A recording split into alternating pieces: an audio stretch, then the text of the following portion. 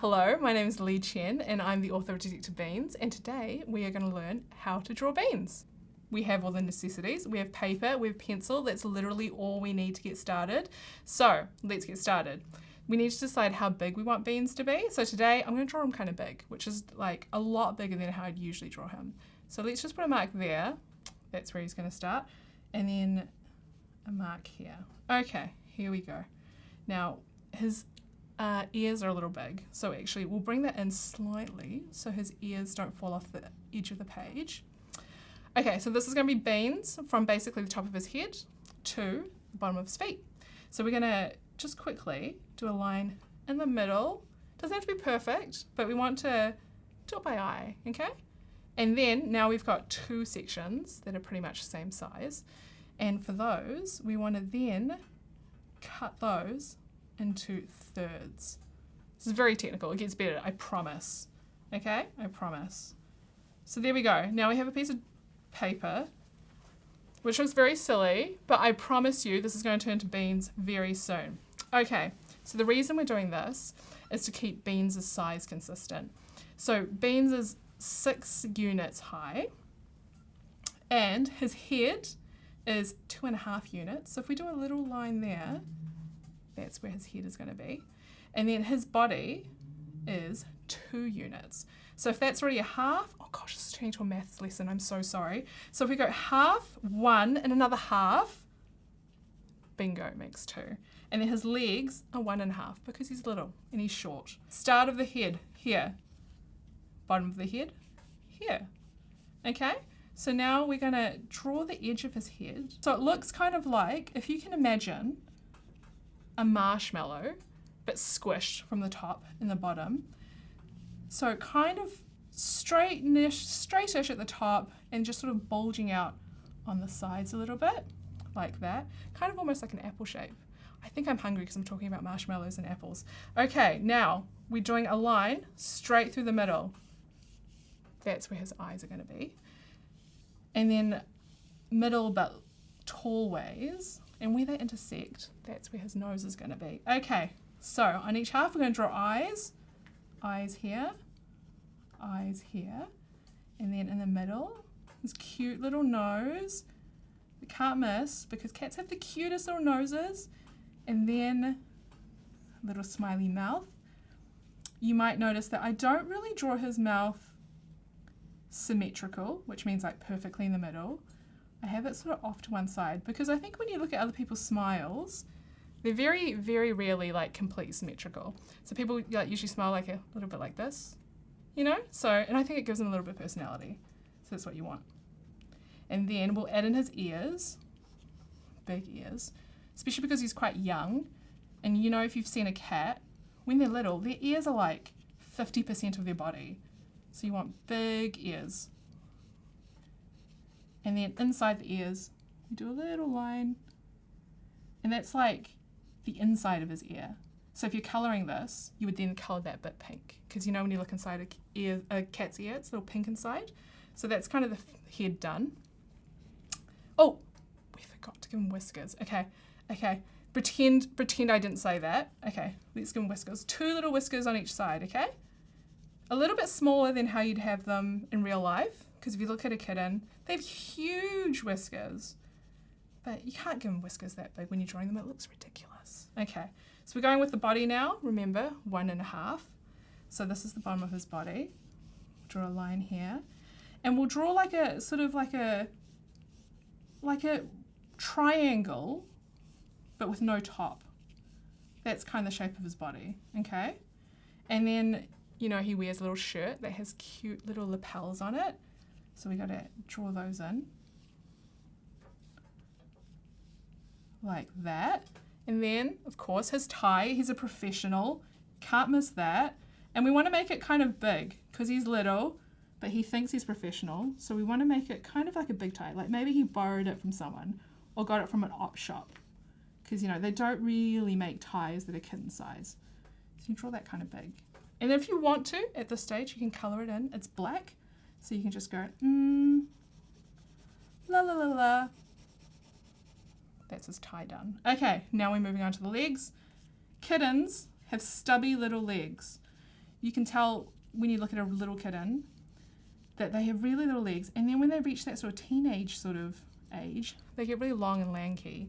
But when they're little, it's so cute because their legs are just so stubby. So you can just draw two sort of like rectangles for that.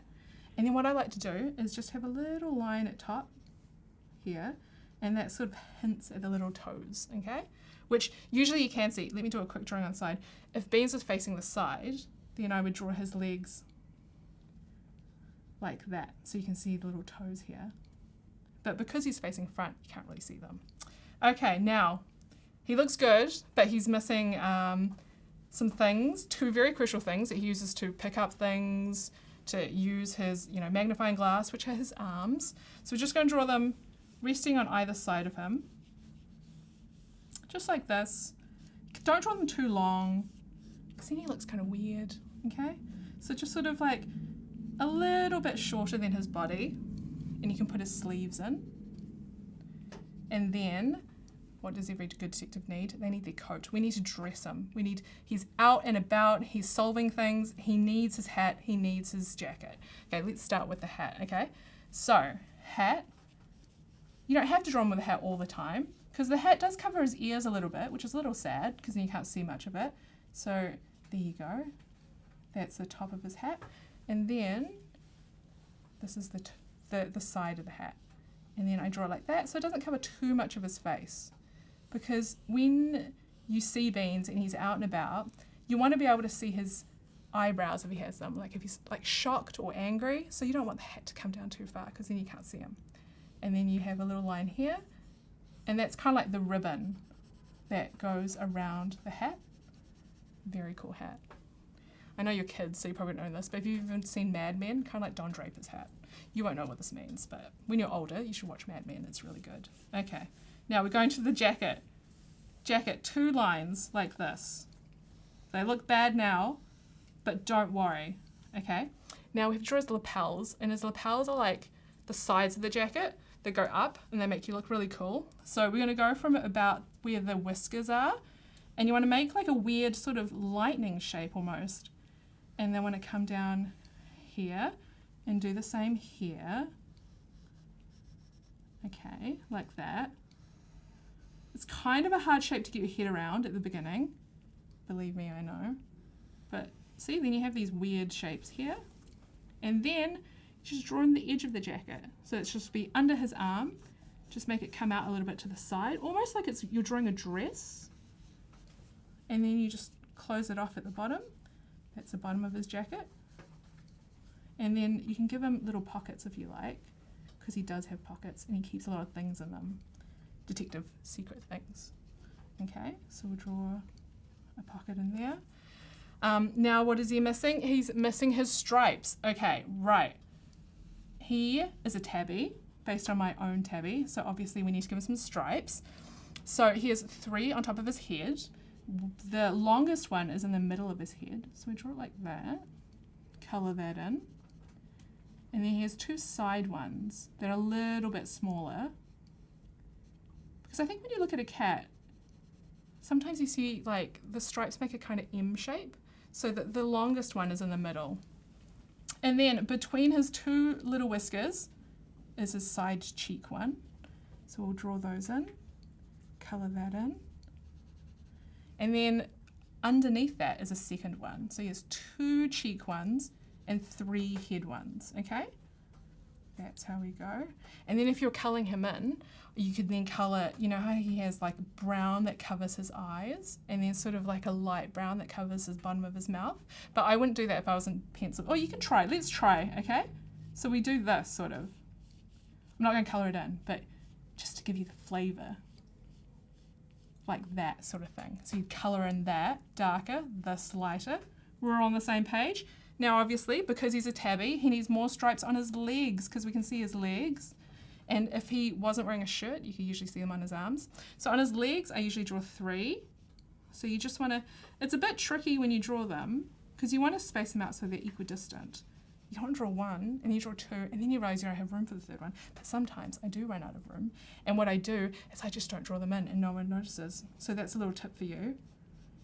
If you don't draw something in, just something little like that, no one will know. your little secret and my little secret. And you don't tell my editors and I won't tell your mum, okay? So we just draw another one on this leg and another one above that. This does look quite messy. You're probably looking at this and you think, this looks nothing like the book. I think she's some sort of, you know, phony.